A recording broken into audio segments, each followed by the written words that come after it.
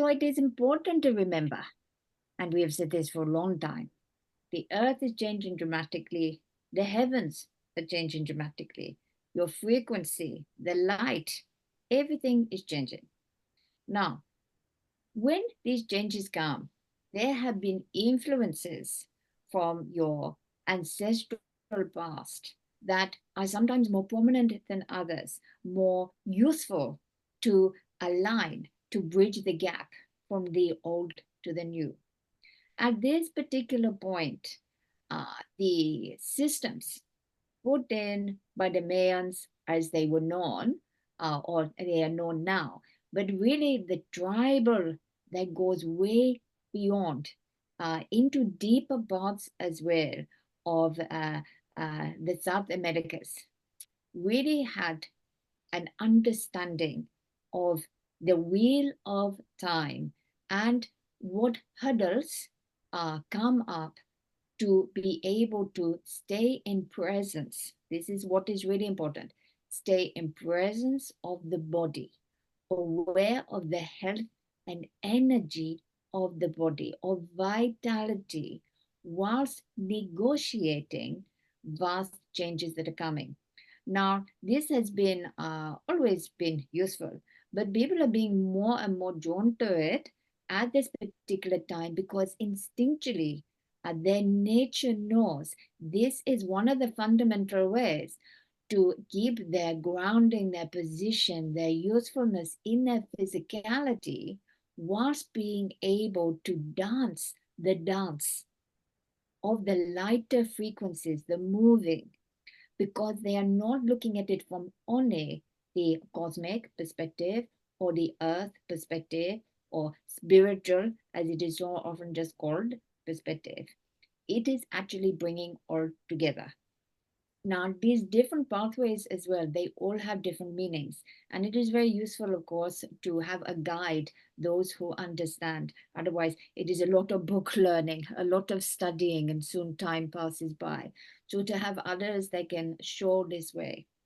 And the path of the Jaguar, which is so prominent at this time, is a very useful path to come across if, haha, and this is the important word, if you are truly willing to face yourself and to say, what do I want to change? Not just what do I want to be washed along in these frequency changes and just be changed. And as I always say, allow change to change you. This is very, very important. However, there's a calling and you will feel it inside if the path of the Jaguar is right for you, because the Jaguar comes face to face. It brings fire. It brings love for sure, but it brings fire of transformation. It will look at what needs to change so that you can skip and jump into the new in a very positive way. There is also greater understanding of the feline, let us simply call them energetic species, the range across the galaxies and the universe that also fuel what the jaguar can give. On a very physical level, the jaguar is very respondent to any issues or uh, imbalances regarding not only the spleen, but also the whole skeletal system. And of course, with the skeletal system, your tendons, your ligaments are attached. The nerves often follow the skeletal system. There are many other aspects. So it is not just the skeleton, it is not just the bone, but it is the whole structure of your being. So the jaguar uh, uh, can be something that is more of a mythology, something that can be followed and looked at more as a guide from a distance. Or you can really embody the jaguar to enable, as the paths that have been said by the Mayans and others, and the whole celestial endeavors that are now grounding these new pathways into the earth and helping the transit into the new way of being. But people will really know inside, maybe not immediately, but it is something to ponder on. You know, is the jaguar really for me? And it is not just, oh, I like the thought of it. Sit with it for a day or two if that is what you are thinking, because it is really something that asks something of the person within. But when it does, it has great ability to show them a new way and to show them gifts within themselves, show them courage and bravery that maybe they did not know that they had, but to bring a great level of vigor and vitality, which is most needed at this time. Does this uh, give a good impression of how you are seeing the path of the Jaguar from the view that I am seeing it like this? It does, Zach. Thank you. And can we ask what is the connection of the jaguar and those big felines? Is it to the constellation? Is it to Sirius, or are there other constellations that we're going to be connecting with? Also, a connection to the goddess energy, which feels very present with the felines and the jaguar. Yes, so Sirius is very much there, but to someone who has scaled Everest, you could say Sirius is base camp, okay? And the reason why I say that is because the felines, the Sirius is the closest in terms of energy vibration and uh, uh, uh, distance from Earth. But from there, there is an explosion, you could say, to slightly different frequency dimension and further out into the galaxy of great god and goddess feline energy, which is encapsulated in the lion's heart, really, that and the lioness, of course, and that which comes through into the jaguar and all of the great cats of the earth. It is instilled, it is part of their heritage, it is part of their blueprint, word people use so often now, just as you have a blueprint of your own soul. They carry the ancestry, the history. And this is very, very useful to look at things. If you lived in one room and never saw out of it, how could you even imagine another perspective?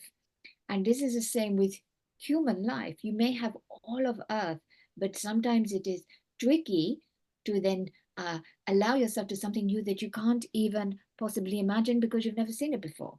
However, by moving with energies such as these, and particularly the high vibrational energy, which is then often referred to as God or Goddess or divine energy that flows through, it is so much easier to harness, yes, for sure, but also to understand, assimilate within the energy field and to be able to utilize it rather than it just being like, oh, isn't this fun?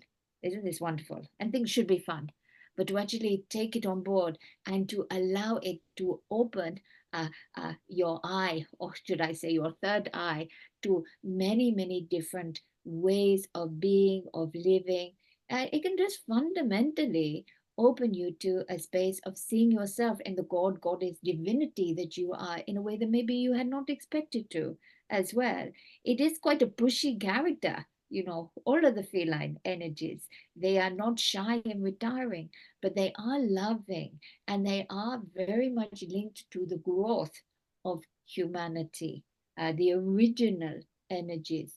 You could think of as a very high level hybrid energy of source energy, which is giving back at this time, helping in this way. It is not that they are bored and have nothing else to do. It is more that it is part of the structure of the change at this time here on earth, that they can facilitate some of these changes, can help us because they also understand the earth energy and that of nature itself through the cats that are living here. Understand, yes? Yes, Zach. Thank you. Yes. Thank you. And so to round things off, Zach, I want to bring the plants and the cats into the same space and maybe to ask about this in relation to the reclamation of time.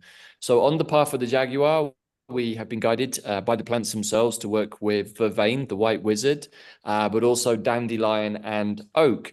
So I would like to ask, just in these last few moments here, for you to perhaps share from those beings themselves, or from the perspective of the cat, how these time-traveling beings, the Oak and the Dandelion, of course, being very connected to the lion energy of Sirius, how they are lending their energy at this time in relation to the collapse of the old time system, which we would call perhaps the Gregorian calendar, and the switching to a new organic fractal time matrix, which we would call Mayan time. What can you share around all of that for our audience out there?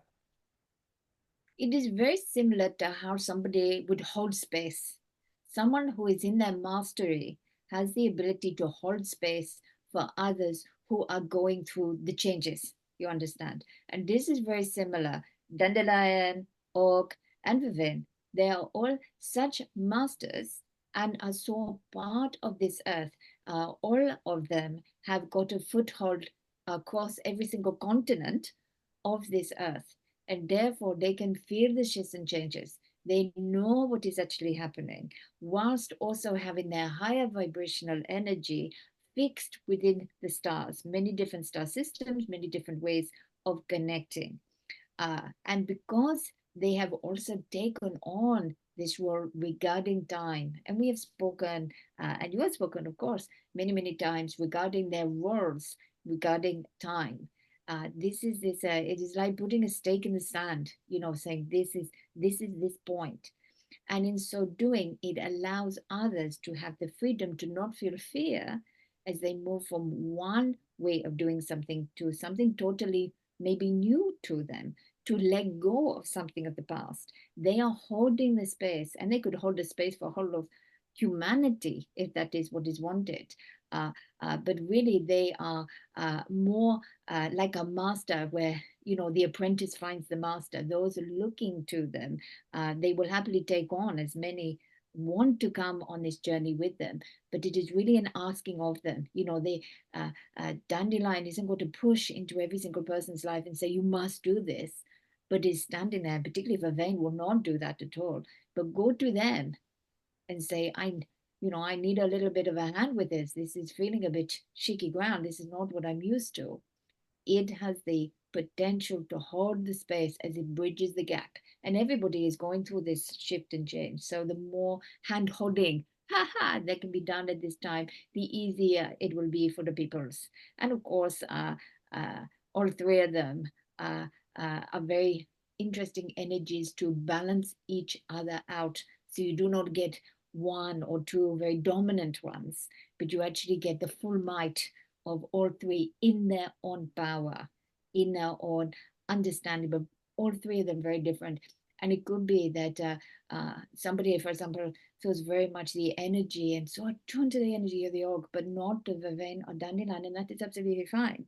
So it could be that it is just one, could be two or three, but you would know in your heart, because they all have very different, you could almost call it a personality type, the energy. So you may be just very, very drawn to one or the other, but all three are connected with this whole pathway and this whole system. Understand? Yes.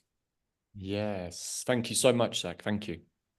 Yeah, wonderful. Thank you so much, Zac. And so is there any final advice or message that you may have for us or for the people?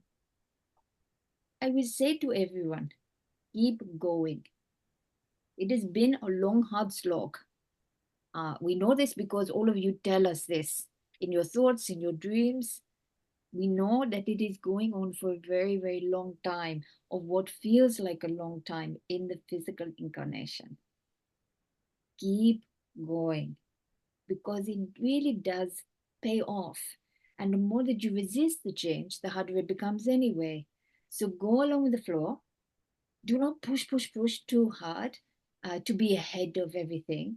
Just feel yourself going with it, but know that everything is changing. You are changing. The support is there around you, and just keep going because you have it in you, my dears. We know humans to be courageous souls. Otherwise, why would you incarnate here on earth anyway? So keep going, my dears. Understand? Yes. Yes, Zac, thank you. Thank you. So, Zac, that definitely concludes the piece that we wanted to share with the public audience. And before we call Janet back into the room, is there anything that you or our guides wish to say to us in the last few seconds personally about moving forwards? Is there anything else that would be useful for us to know at this time? I would say the same thing. Keep going. Keep going. Keep going. I know Good. you're just thinking, oh, Zachariah, just tell me it's going to happen tomorrow. But keep going. It's lots better than it used to be. Only a few months, rather than a few years. It's not that you are slowing down, but everything else is speeding up to reach, and then it'll get a lot easier. It has been like one of those, an elevator that you keep walking up, that is going down, and you have to keep going up, escalator. Different word, Janet tells me, not ever elevator, on an escalator. But soon you'll be at the top and you'll be on solid ground and you can breathe a lot easier. You think, oh, well, that was a bit of a slog, but it's worth it. It's worth it. Understanding. That's great to know. Yeah, that's really good news. Wow. Well, thank you as always, Zac. Wonderful to connect with you. There are always many more questions, but we're very conscious of our sister's energy field and of her time also. And of course, Bella has to leave. So we want to say a heartfelt thank you for everything that both you and Janet have been able to offer us, particularly this year through some pretty challenging moments. So just want to say again, a huge thank you to you, Zac, for all of the mentoring and guidance that you've certainly given me, and I guess Bella too, over the last few years. Pleasure, my dears. What I'm here for. Oh, good. Thank you. Thank you, Zac. So let's call the sister back into the room and we can let her rest. Thank you again, Zac. Until next time, my dears, I will be with you. Good. Yay, wonderful. Yay.